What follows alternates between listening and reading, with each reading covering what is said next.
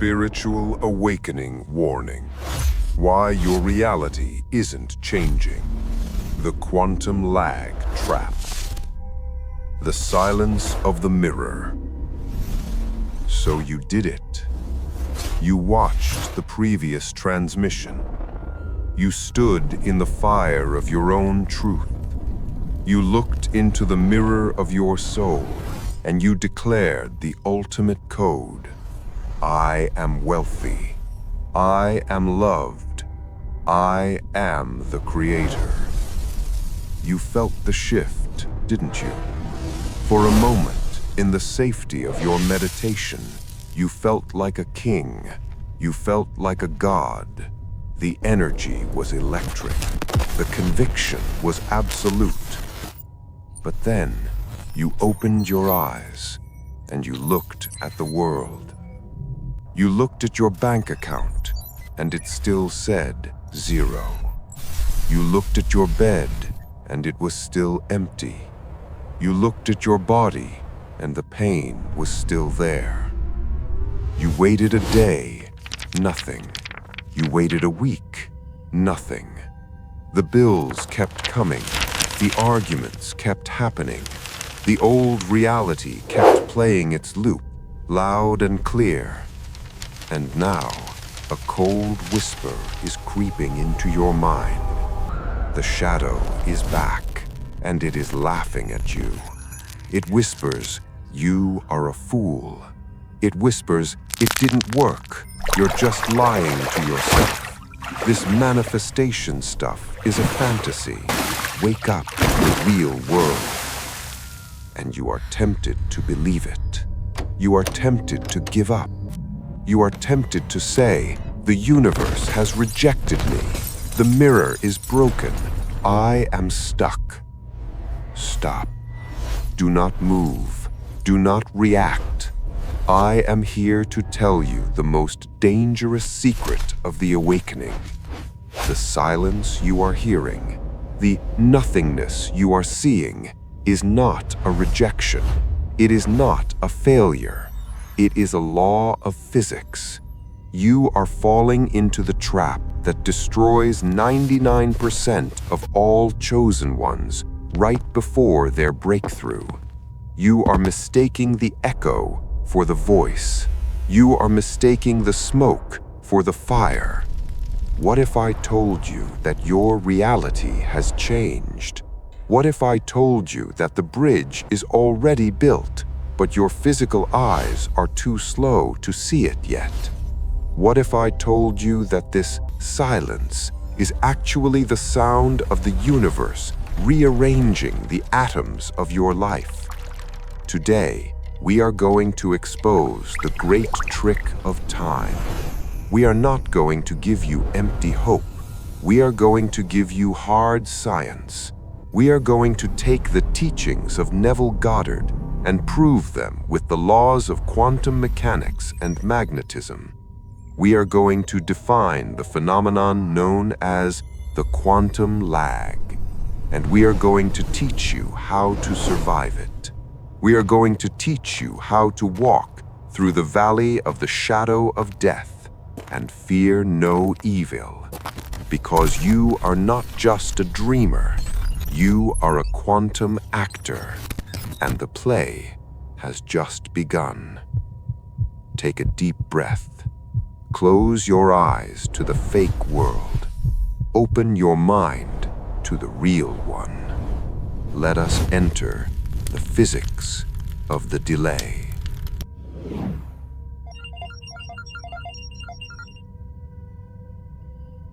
Chapter 1. The Physics of the Lag.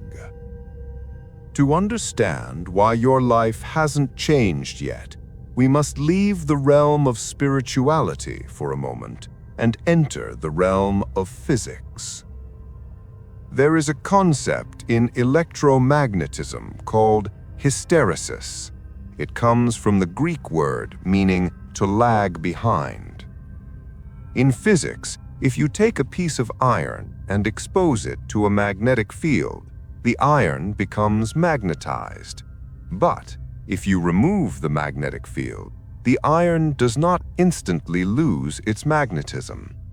It holds on to the charge. It remembers the past state. There is a delay between the removal of the cause, the field, and the disappearance of the effect, the magnetism. This is exactly what is happening to your life. Your 3D reality, your job, your relationships, your finances is the iron. Your consciousness, your I am, is the magnetic field. For 10 years, 20 years, maybe 30 years, you have been magnetizing your reality with the frequency of lack. I am poor. I am lonely. I am a victim. You magnetized the iron so deeply that the atoms locked into that pattern. Now, yesterday, you changed the field. You watched video 34. You declared, I am wealthy. You removed the old magnetic field, but the iron is heavy. The iron has density. The iron is suffering from hysteresis. It is still holding the magnetic charge of the last 20 years. So, when you look at your reality today, you are not seeing your current consciousness. You are seeing your past consciousness. You are seeing the residual magnetism. Think of a massive ship like the Titanic moving at full speed across the ocean. The captain, you, suddenly spins the wheel hard to the right. Does the ship turn instantly?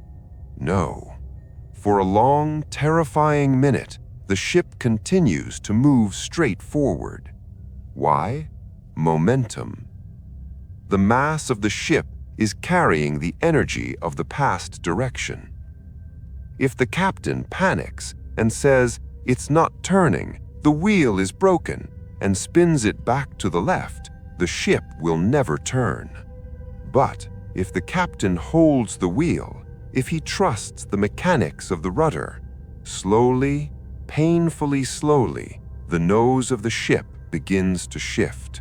And once it shifts, the entire momentum changes. The chosen one understands momentum. The matrix you are living in is a dense physical plane. It is not like the dream world where things change instantly. Here, energy must condense into matter, and that takes time. The problem is not that your manifestation failed. The problem is that you are judging the invisible cause by the visible effect. You are looking at the ship moving forward and thinking the rudder hasn't moved, but the rudder has moved. The math has changed. The trajectory is locked. This period, the time between the turn of the wheel and the turn of the ship, is called the gap, or, as I like to call it, the valley of faith. In this valley, you must walk blind. You must believe in the turn when you can still see the iceberg straight ahead. Most people die in this valley. They see the iceberg, the debt, the breakup. They panic and they let go of the wheel. They return to the old I am, and the ship crashes. But you will not crash because you know the secret. You know that the iceberg is not real anymore. It is just a hologram. It is just an echo. Let us go deeper into this illusion. Let us understand why the 3D world is actually a time machine showing you a dead past.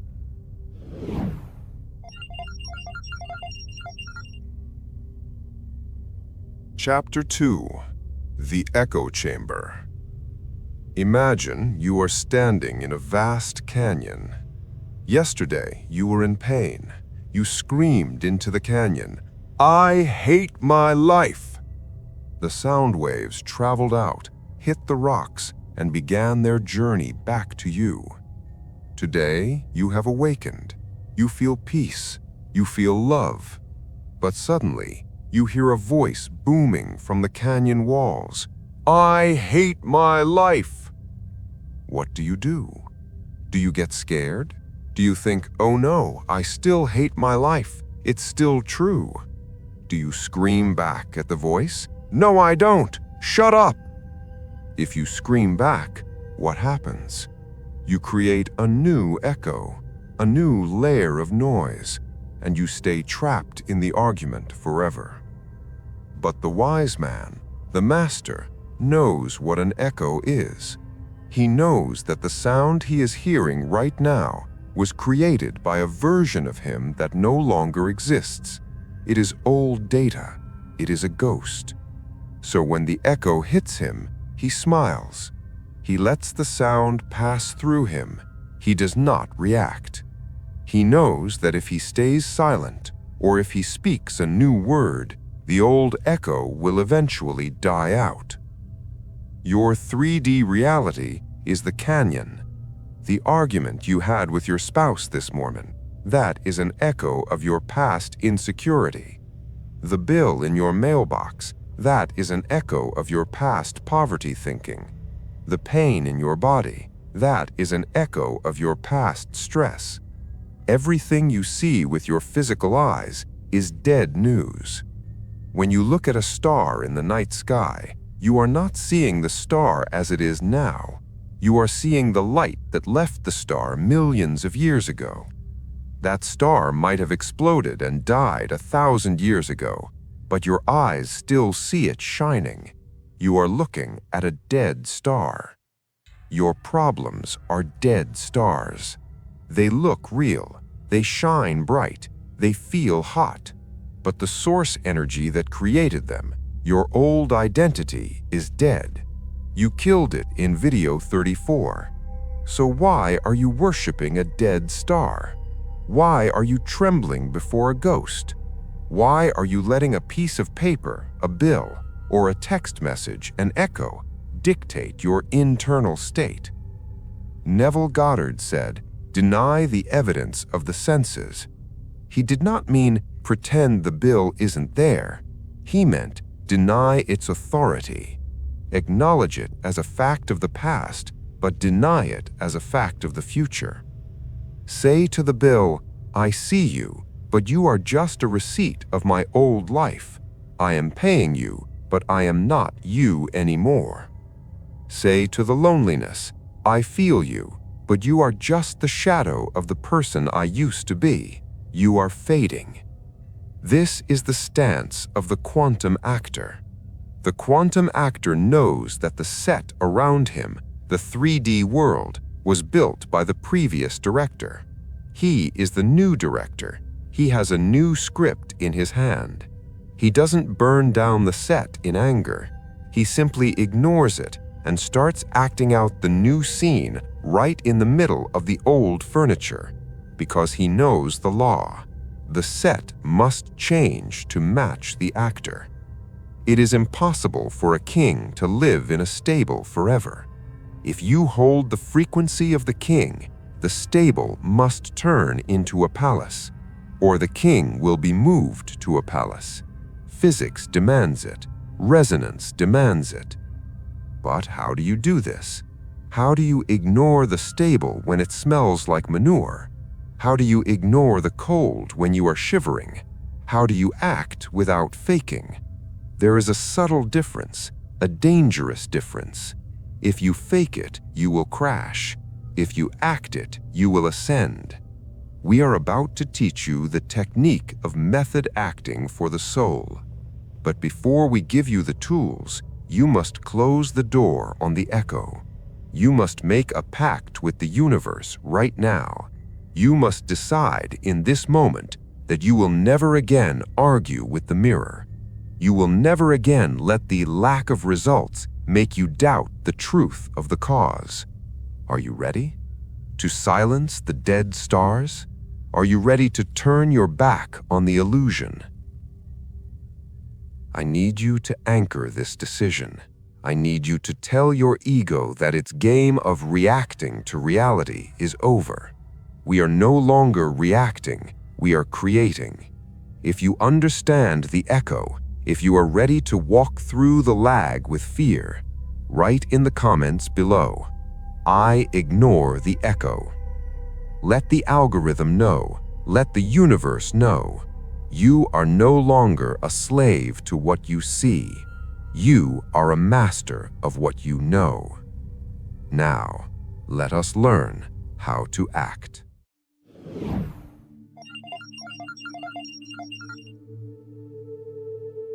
Chapter 3: Quantum Acting versus Faking It. We have spoken of the echo. We have spoken of the lag. Now we must speak of the action. There is a phrase in the self-help world that has destroyed more dreams than any other. You have heard it 1,000 times. Fake it till you make it. I am here to tell you, burn that phrase. Delete it from your vocabulary. Because in the quantum realm, faking it is a crime against your own creation. Why? Because the universe is not listening to your words, it is listening to your vibration. When you fake something, what is the hidden frequency underneath the mask? It is the frequency of the imposter. It is the frequency of, "I am lying." It is the frequency of, "I am not really this person, I'm just pretending to be safe." And the universe, which is a perfect mirror, reflects that signal back to you. It gives you a life that feels fake. It gives you imposter syndrome. It gives you superficial success that collapses the moment you stop smiling. The chosen one does not fake. The chosen one acts, but not acting in the sense of pretending. We are talking about quantum acting. We are talking about the technique used by the greatest artists in history, the Stanislavskis, the Marlon Brandos, the Daniel Day-Lewises. We call this method acting. When a method actor prepares for a role, they do not just memorize lines. They do not just put on a costume. They collapse their own personality. They rewrite their own memories.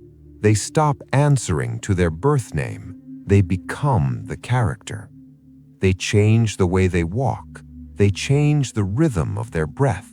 They change the micro-expressions in their eyes. They do not pretend to be the character. They allow the character to possess them. And when you watch them on screen, you do not see an actor acting. You see a truth. This is what you must do with your I am. You are not trying to be wealthy. You are allowing the state of wealth to possess you. You are stepping into a parallel timeline where that version of you already exists and you are wearing their skin. This is a subtle but violent shift in consciousness. Faking it comes from the ego, trying to impress the outside. Quantum acting comes from the soul, aligning with the inside. When you are quantum acting, you don't need anyone to believe you. You don't need applause. You don't need validation, because you know. You know who you are, and that knowing is so solid, so heavy, that it bends the gravity of the room around you. But how do you do this in the real world? How do you maintain the method when the stage set is falling apart? How do you act like a king when you are holding a past due notice in your hand? You must learn the art of the script override. You must learn to treat the objects of your suffering not as realities, but as props.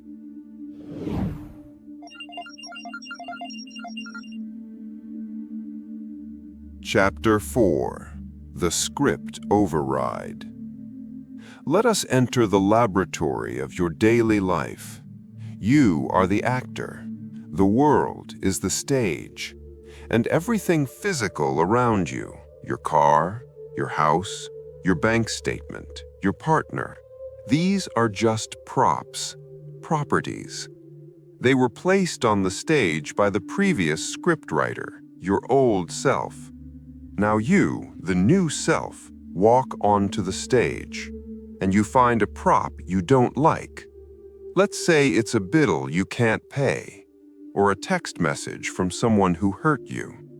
The old you would look at the prop and scream, "This is real. This is a disaster. My life is over." The old you would let the prop dictate the scene.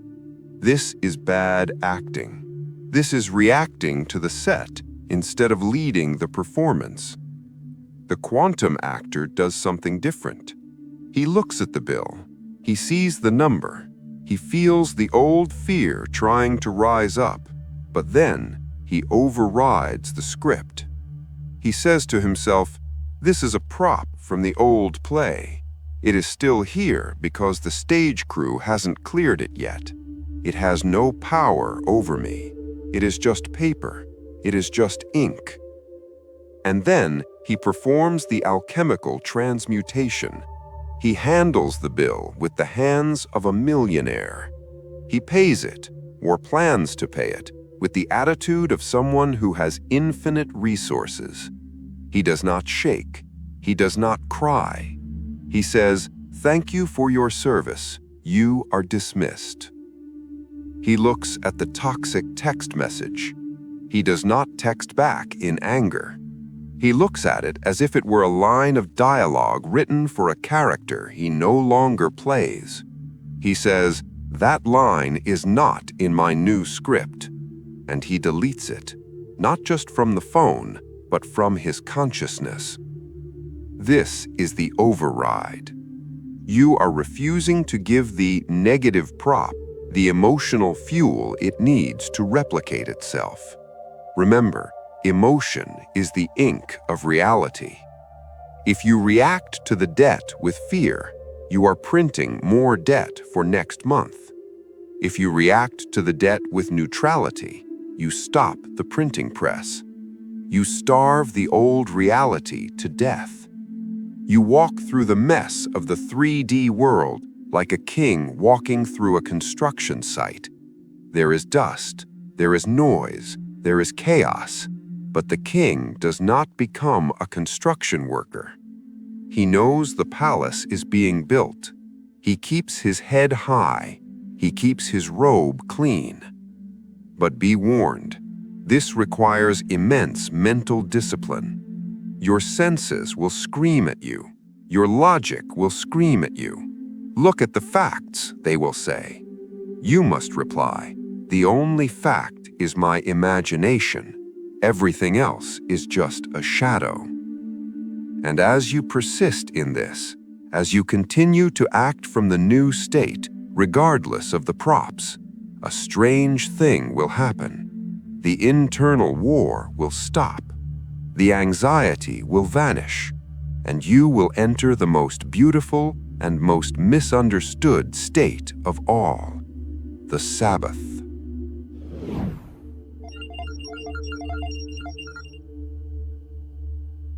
Chapter 5. The Sabbath. How do you know for sure that you have successfully shifted?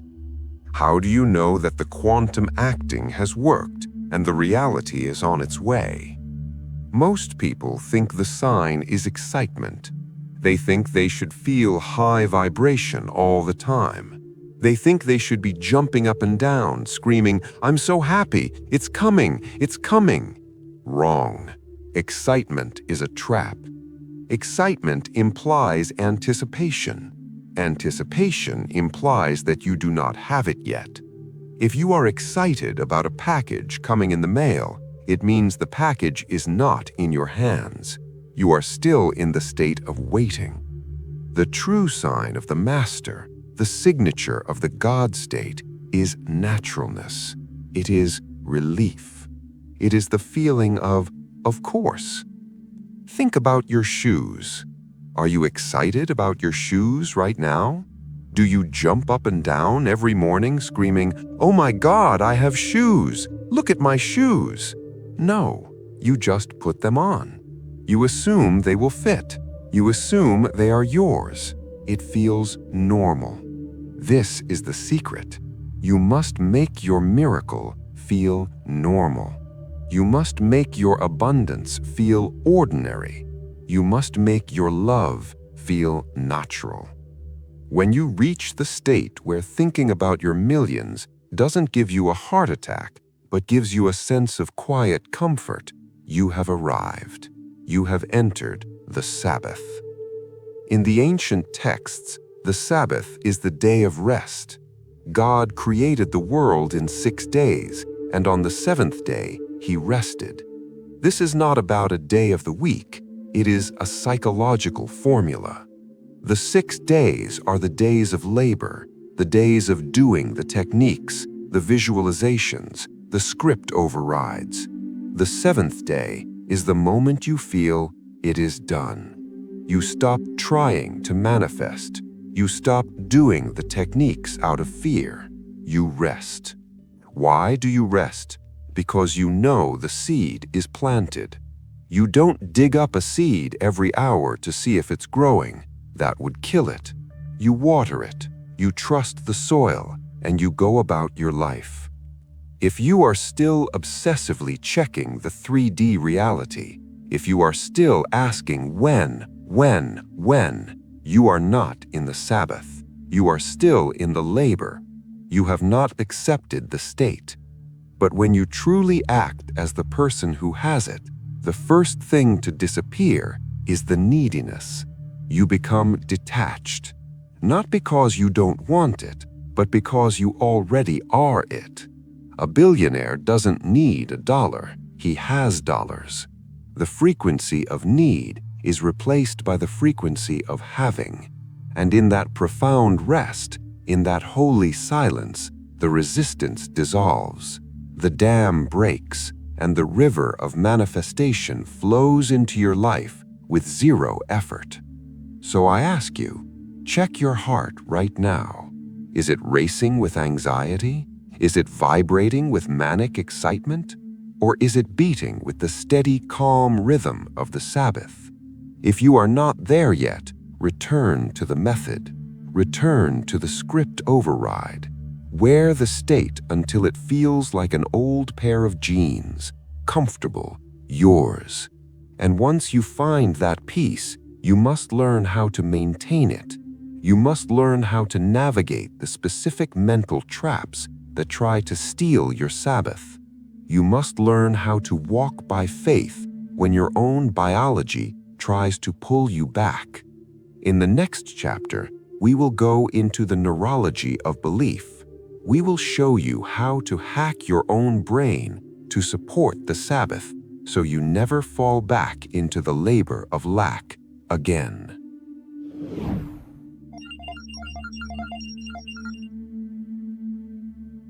Chapter 6: Inner Conversations. We have talked about how to act on the outside, but the most dangerous acting happens where no one can see. It happens in the silence of your own skull. Neville Goddard said, "Everything is the result of your inner conversations." Think about it. What are you doing when you are walking down the street, or washing the dishes, or driving your car?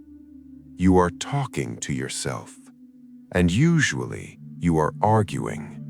You are rehearsing an argument with your boss that hasn't happened yet. You are replaying a fight with your ex-lover from 5 years ago.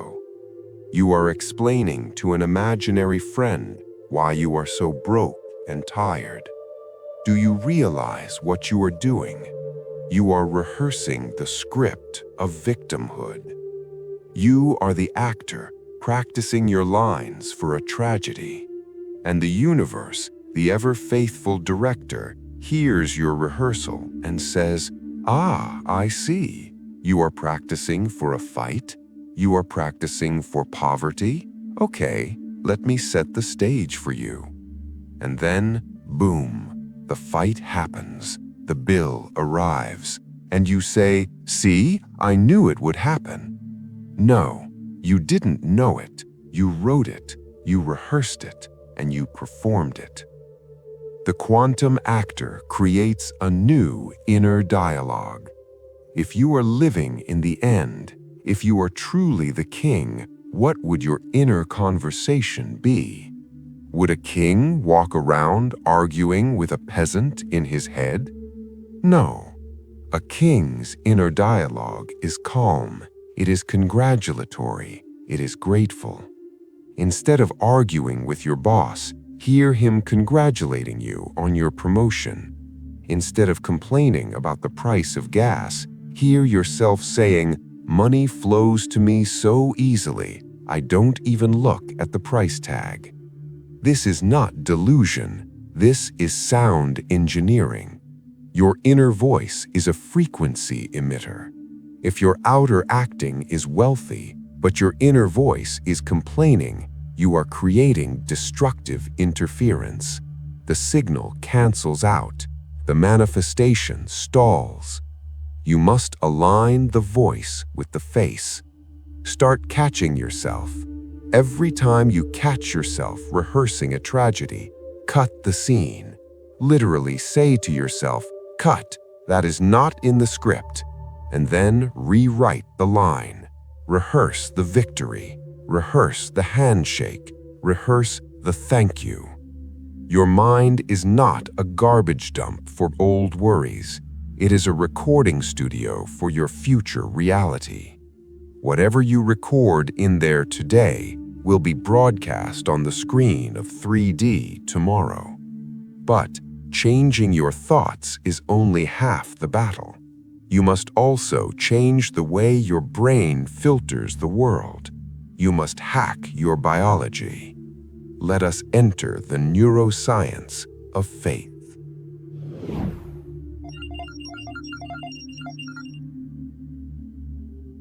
Chapter 7. Walking by Faith. The Bible says we walk by faith, not by sight. For centuries, people thought this meant blind faith. They thought it meant ignoring reality and hoping for a miracle. But today, neuroscience has a different name for walking by faith. It is called the Reticular Activating System, RAS.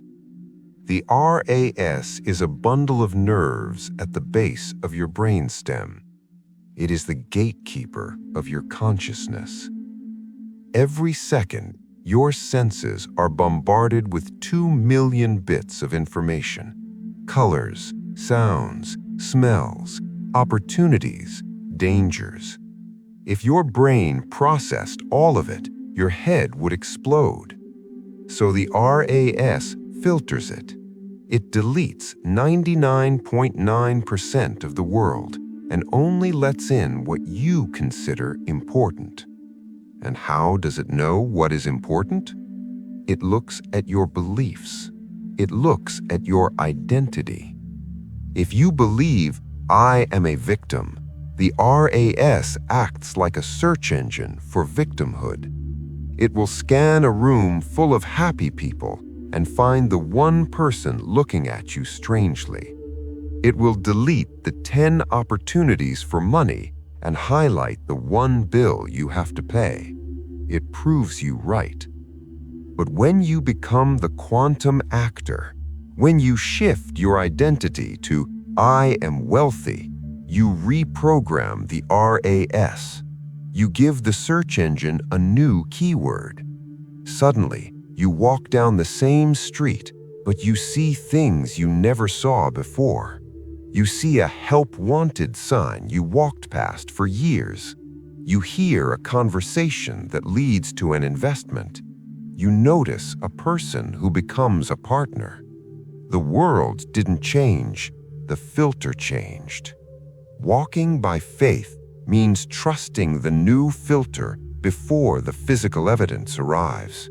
It means knowing that your RAS is now hunting for gold instead of trash. So, when the 3D world looks messy, do not trust your old eyes. Your old eyes are programmed to see the lack. Trust your neural rewiring. Tell yourself, my brain is currently scanning for the bridge to my desire.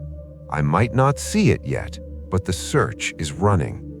This is the biological definition of faith. Faith is not magic. Faith is focus. And what you focus on expands. But here's the warning. When you start focusing on the new reality, when you start walking towards the palace, you have to cross a bridge. And often that bridge is not made of rainbows. It is made of fire. Most people turn back when they see the fire. They think, oh no, it's getting worse. I must be doing it wrong. No, you are doing it right. Let me introduce you to the scariest and most necessary part of the shift, the bridge of incidence.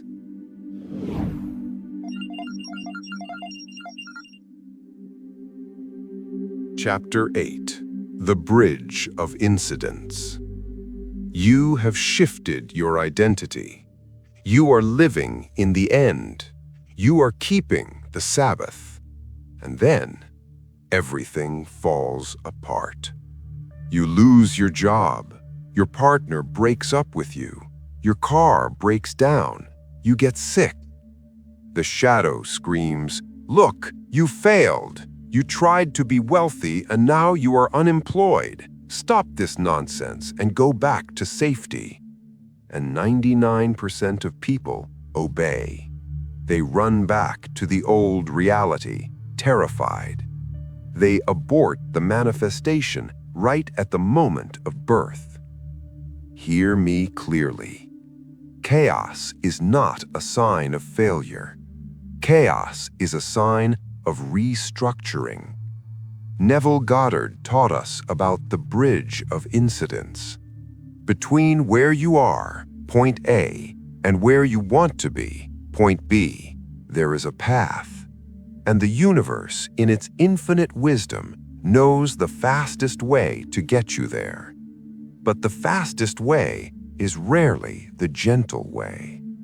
If you ask to be a millionaire, but you are stuck in a dead-end job that pays $10 an hour, how can the universe give you the millions? It must remove you from the job. If it cannot make you quit, it will make you get fired. Getting fired looks like a disaster to the old man, but to the new man, it is the liberation. If you ask for true love, but you are in a toxic relationship that is blocking your soulmate, the universe must end that relationship. The breakup feels like death, but it is actually surgery. It is removing the tumor to save the life. This is the tower moment. Old structures must crumble for new structures to rise. You cannot build a skyscraper on the foundation of a shack. You have to bulldoze the shack first. So, when the chaos hits, do not panic. Do not judge the bridge. Do not look at the rubble and say, "I failed." Look at the rubble and say, "It is moving." The job is gone? Good. That means the better one is coming. The relationship ended? Good. That means I am being prepared for the one. The car broke down? Good. I was meant to walk today to meet someone. This is radical trust. This is the ultimate test of the quantum actor. Can you stand in character when the set is falling down? Can you stand in the middle of the storm and scream, "I am still the king"? If you can do that, the storm will pass. And when the dust settles, you will find yourself standing exactly where you asked to be. The bridge is not there to kill you.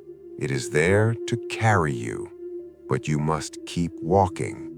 Do not sit down on the bridge and cry over the old life. Keep walking, through the fire, through the smoke, because on the other side, the mirror is waiting to show you your new face. But what if you fall? What if you lose your temper? What if you react? What if you have a bad day and you break character? Is it all over?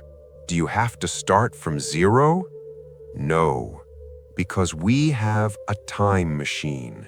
We have a tool that can erase the mistakes of the past and rewrite the script in real time.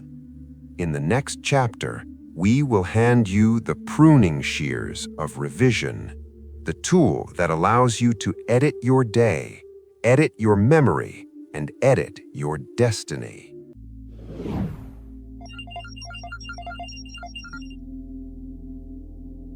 Chapter 9: The Pruning Shears of Revision. We have traveled far today. We have learned how to hold the wheel when the ship is turning. We have learned how to ignore the echo of the old reality. But I can feel a heaviness in your heart. There is a silent question that haunts every chosen one at the end of the day. It is the question of, is it too late? You look back at your day and you see mistakes. You see the moment you lost your temper. You see the moment you doubted. You see the fear you felt when you opened that bill. And the shadow whispers to you, you messed up. You planted bad seeds. Now you must harvest the suffering. Listen to me. In the old matrix, the past is stone. It is written in granite, unchangeable, unforgiving. But in the matrix 963, the past is clay. It is soft, it is wet, and it is waiting for your hands to reshape it. Let me teach you the ancient art of shadow work and revision. This is the pruning shears technique given to us by the great mystic Neville Goddard. But we are going to take it deeper. We are going to turn it into subconscious reprogramming. You see, when you lay your head on the pillow tonight, your brain will begin to slow down. It will descend from beta to alpha and finally into theta waves. Theta is the twilight zone. It is the state of natural sleep hypnosis.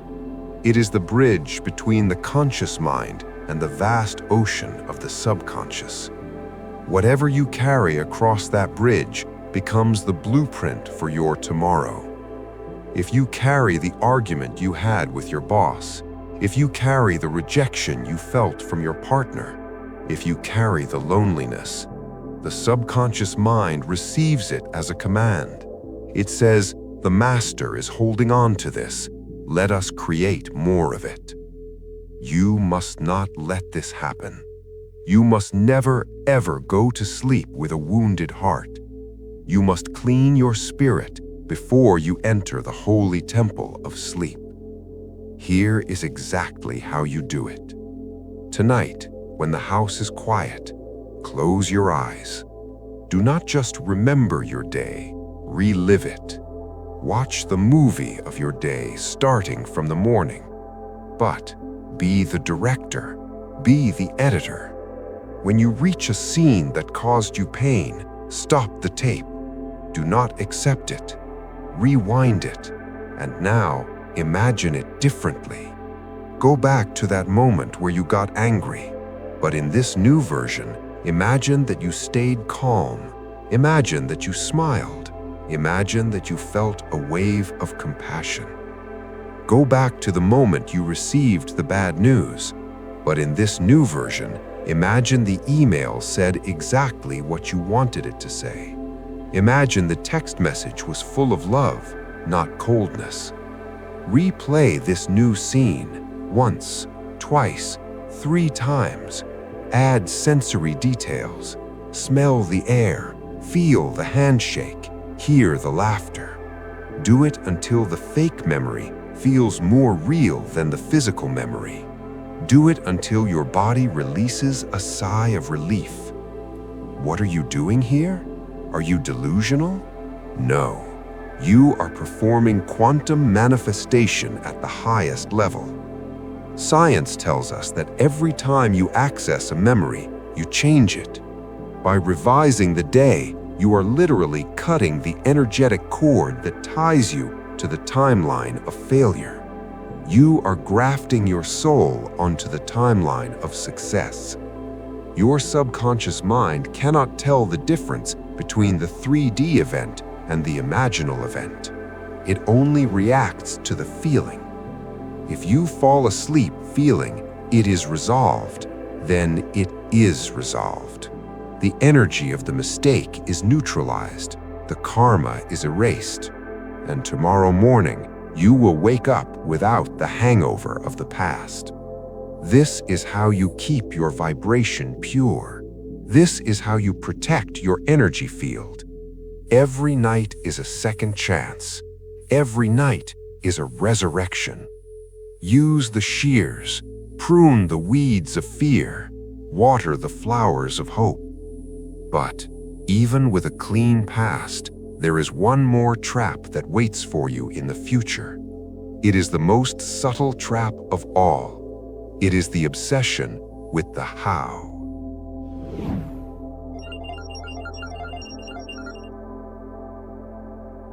Chapter 10: The Law of Assumption and the How. We have arrived at the final gate, the gate where most spiritual awakening journeys collapse.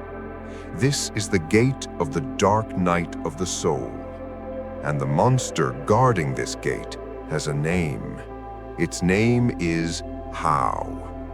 You declare, I am the chosen one, I am wealthy, I am loved, and instantly the logical mind screams, how? How will it happen?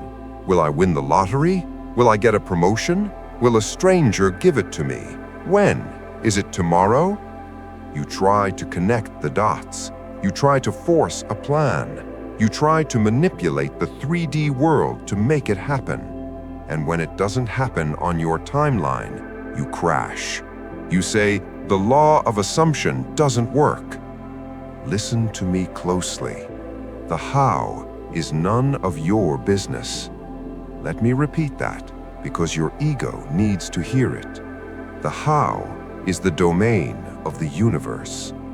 Think of your desire as a seed. When you plant an acorn in the ground, do you sit there all night worrying about how it will perform photosynthesis? Do you dig it up to explain to it how to grow roots?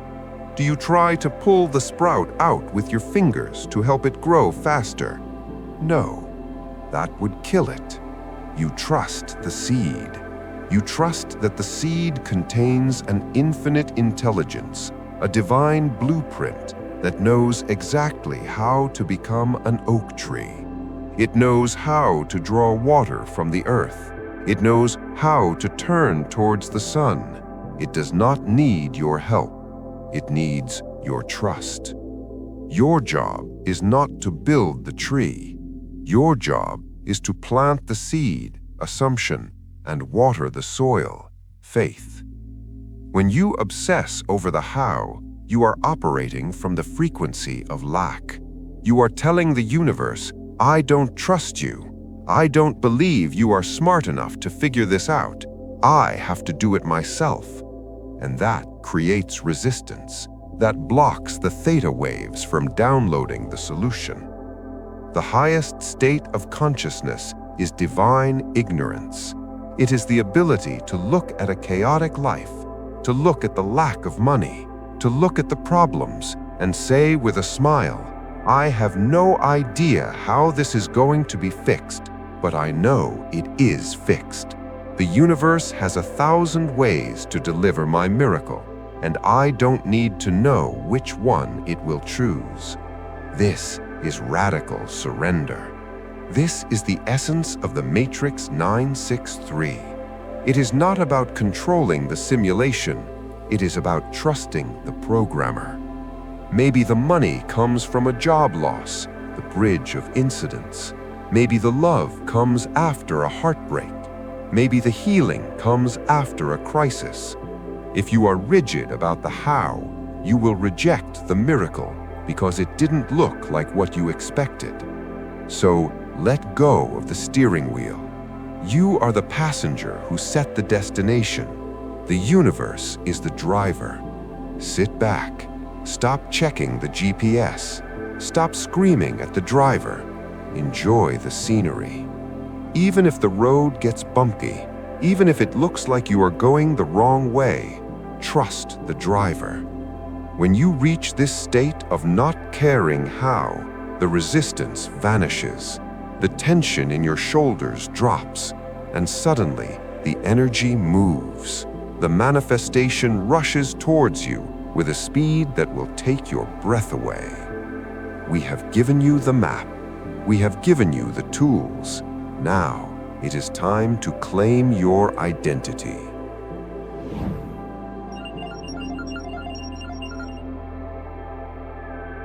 The call of the chosen one. The script has been delivered. The stage has been set. The curtain is rising. You have walked through the valley of the shadow. You have understood the physics of the lag. You have mastered the art of quantum acting. You have learned to rewrite the past with revision, and you have learned to surrender the future to the divine. You are no longer a sleeping victim in a random world. You are the architect. You are the quantum observer. You are the chosen one. The silence of the reality around you is not empty. It is pregnant with your new life. The delay is not a denial. It is the universe preparing the stage for your grand entrance. Do not let your eyes deceive you for 1 second longer. Do not let the world tell you who you are. You tell the world who you are. Stand tall in your own light. Hold the frequency of your wish fulfilled, not as a hope, not as a dream, but a hard, undeniable fact. Because the universe has no choice. Physics has no choice. The mirror must reflect the face you show it. And if you show it the face of a king, the world will bow. If you are ready to accept this power, if you are ready to stop waiting and start being, I want you to sign your name on the contract of destiny. Leave an energetic imprint in the comments below. Declare it to your subconscious. Declare it to the matrix. Write, I am the chosen one. Seal it, lock it in, and never look back. But before I let you go, there is one final secret, one final piece of the puzzle that many teachers forget. You can be the strongest actor in the world. You can have the strongest mind. But inside of you, hidden in the shadows of your memory, there is a small child. A child who was hurt. A child who was told they were not enough. A child who is terrified of being seen. This inner child is holding the keys to your manifestation. If they do not feel safe, they will sabotage your success. They will pull you back into the comfort of the struggle. How do you save them? How do you travel back through time and hold that child in your arms? How do you heal the root so the tree can finally touch the sky? In the next transmission, we are going to perform the most important work of all. We are going to enter the time portal of healing.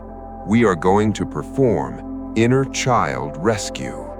This is not just a video, it is a surgery for the soul. You do not want to miss this. Subscribe to the Matrix 963 right now. Turn on the notification bell.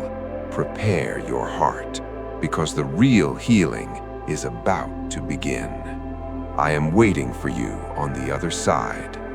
I am the Matrix 963, and so are you. Welcome home.